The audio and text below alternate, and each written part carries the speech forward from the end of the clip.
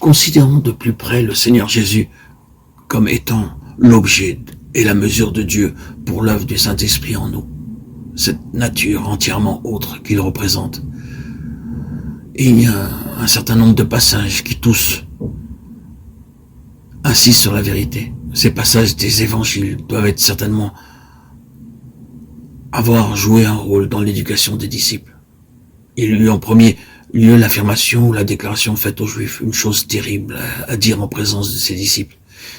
Il y avait là des Juifs qui avaient fait profession de croire. Le Seigneur soulève pour eux la question de l'état du disciple. Il dit à ces Juifs qui avaient cru à lui.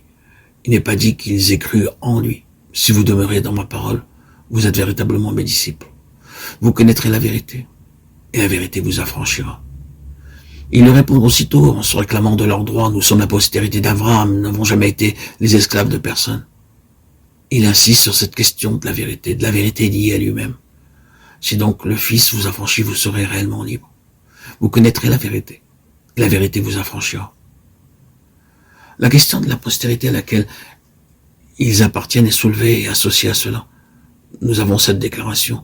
Ceux que le Fils affranchit sont réellement libres. Comprenons bien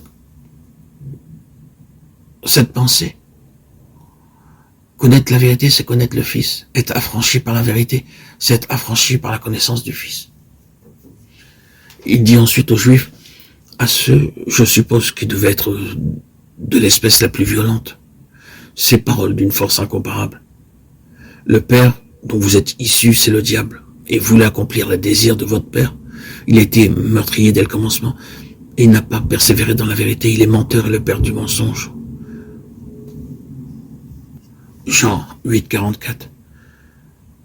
Quand il profère ce langage terriblement fort, et demeure entièrement sur cette question de la vérité comme étant liée à lui-même. Ensuite, lorsque nous arrivons au chapitre 14, il est seul avec ses disciples. Et Philippe lui demande, Seigneur, montre-nous le Père et cela nous suffit. La réponse est alors, il y a si longtemps que je suis avec vous et tu ne m'as pas connu, Philippe. Celui qui m'a vu a vu le Père. Puis vient encore une autre question dans l'école. Seigneur, nous savons où tu vas. Comment serions-nous dans le chemin? Je suis le chemin, la vérité. Je suis la vérité. La vérité, ce n'est pas une chose. La vérité, c'est une personne. Oui, tout cela se trouve dans l'école de Christ et prouve le fait que Christ est la vérité. Je ne sais pas à quel point nous sentons l'importance de cette question, mais l'objet de notre méditation, c'est que nous en arrivions à voir combien ces choses sont essentielles. Que pensons-nous de l'importance qu'il y a à avoir un fondement vrai et sûr? Après tout, le trait suprême d'un fondement, c'est la vérité. Il faut qu'une base soit bien et véritablement posée. Il aura à prendre une bien grande responsabilité, ce fondement.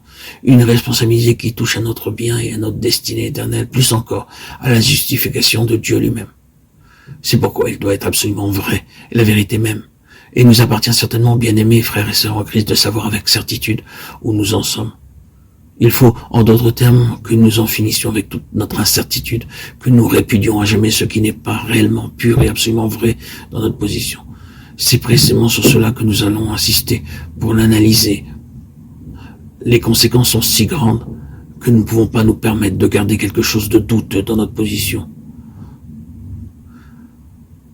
Voici ce qui en est. Vous et moi, nous paraîtrons un jour en la présence de Dieu. Nous serons littéralement face à face avec Dieu dans l'éternité. Et à ce moment-là, se soulèvera cette question.